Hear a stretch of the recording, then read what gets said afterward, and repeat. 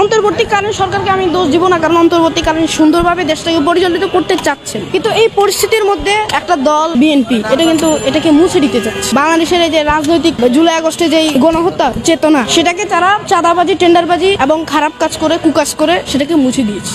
রাজনৈতিক পরিবেশে 1971 সন থেকে এই পর্যন্ত যদি কোনো হিসাব করা হয়, ইসলামিক দলগুলো ব্যতীত বাংলাদেশে কোনো দলই সুন্দরভাবে তাদের রাজনৈতিক পরিবেশটাকে গড়ে তুলতে পারে, একমাত্র ইসলামিক দল ছাড়া। এর মধ্যে জামাত ইসলামী আছে, চরমনাই আছে, যদিও ভুল ত্রুটি ছিল চরমনাই, তারা আওয়ামী লীগের সাথে হাত ছিল তাদের, তবুও তাদেরকেই বলা যায়। 5 আগস্টের আগে যেমন আওয়ামী লীগেরা ছাত্রদের হত্যা করেছে, পুলিশ বাহিনী দিয়ে, প্রশাসন দিয়ে বাংলাদেশের মধ্যে ফ্যাসিস্ট যেই কারিকুলাম সেগুলো চালু করেছিল। তো 5 আগস্টের পরে অন্তর্বর্তীকালীন সরকার যখন গঠিত হয়, তখন কিন্তু অন্তর্বর্তীকালীন সরকার যেভাবে দেশটা পরিচালিত করছে এটা খুব ভালো, কিন্তু একদল সেই বাংলাদেশটাকে নিভিয়ে দিতে চেয়েছে। এখানে চাঁদাবাজি, টেন্ডারবাজি, ধর্ষণ ইত্যাদি করে বাংলাদেশের 2024 সনে যে জুলাই আগস্টে যে গণঅভ্যুত্থানটা হয়েছে সেটার স্মৃতিটুকুকে মুছে দিতে চেয়েছে বাংলাদেশের জাতীয়তাবাদী দল। মিটফোর্ডে ওই দিন পাথর দিয়ে মানুষ খুন করেছে, এদিকে চাঁদাবাজি করছে, বরিশালে এক মহিলা লাঠি ছোটা দিয়ে হত্যা করেছে। তো এই যে এই বিষয়গুলো বাংলাদেশের রাজনৈতিক পরিস্থিতি তারা বিকট একটা পরিস্থিতি সৃষ্টি করেছে। কয়দিন পরে পরে খুন খারাপি, পাথর দিয়ে মানুষ হত্যা করা, চাঁদাবাজি, ধর্ষণ, টেন্ডারবাজি ইত্যাদি আগের মতোই তারা পরিচালিত করছে। বর্তমানে বাংলাদেশের যে পরিস্থিতি, জুলাই আগস্টের পরে যে একটা স্বাধীন বাংলাদেশ গড়ে তুলতে পারবে